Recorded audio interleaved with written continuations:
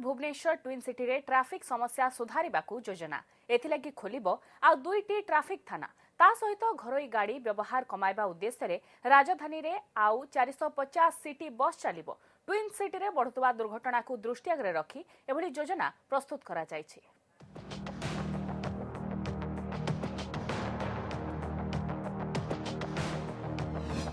राजधानी राजरास्तार वर्षक घटी 751टी सड़क दुर्घटना जो 256 जीवन गुरुतर आहत होती 325 जन। ट्विन सिटी कटक भुवनेश्वर एभली वर्धित दुर्घटना और ट्राफिक समस्या को आखिरी रखी आउ 2टी ट्राफिक थाना खोलिबा को प्रस्ताव रही। राजधानी 57टी छकरे कंप्यूटरीकृत ट्राफिक सिग्नाल एवं सीसीटीवी प्रकल्प चलित वर्ष मध्य शेष करने को लक्ष्य रखा जायछि।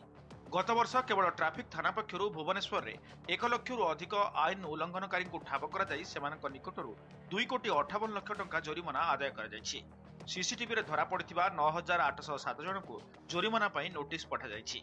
आमे 2टा पुलिस स्टेशन क्रिएट करने प्रपोजल देइछु। गोटे पुलिस स्टेशन कटक रे बक्सी बाजार एरिया रे स्थापित करने और गोटे चंद्रशेखरपुर अथवा खंडगिरी एरिया रे गोटे नुआ पुलिस स्टेशन करने जोटी की प्राय सबू रैंक्रो ऑफिसर्स मिसिकरी 170 रु अधिक मैन पावर क्रिएट करने प्रपोजल हमर जाइछि। राजधानी राजरास्तारू भिड़ कमेवाई चलो आउ 450 नुआ सिटी बस जहाद्वारा घरोई जानवाहन संख्या कमिबा आशा करा जाउछि। सेहीपरि महिला यात्री सुरक्षा पिंक ऑटो चलाइबा को 100 रु अधिक महिला प्रशिक्षण दियाजिबो। पब्लिक ट्रांसपोर्ट पे जंती 450 रु 200 बस पे हमें प्रथम पर्याय आनिबो एवं लोक मान जो चालिक जाउछन से को मध्य जेम देखुते बाहर शहर मध्य अछि बटम यूज करिवे।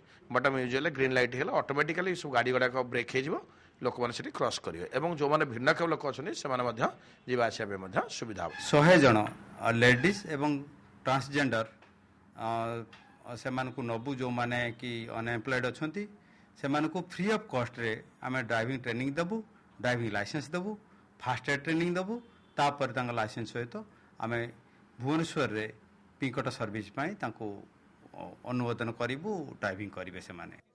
भुवनेश्वर कैमरा पर्सन प्रभात सिन्हा अरिंदम दास का रिपोर्ट, ओटीवी।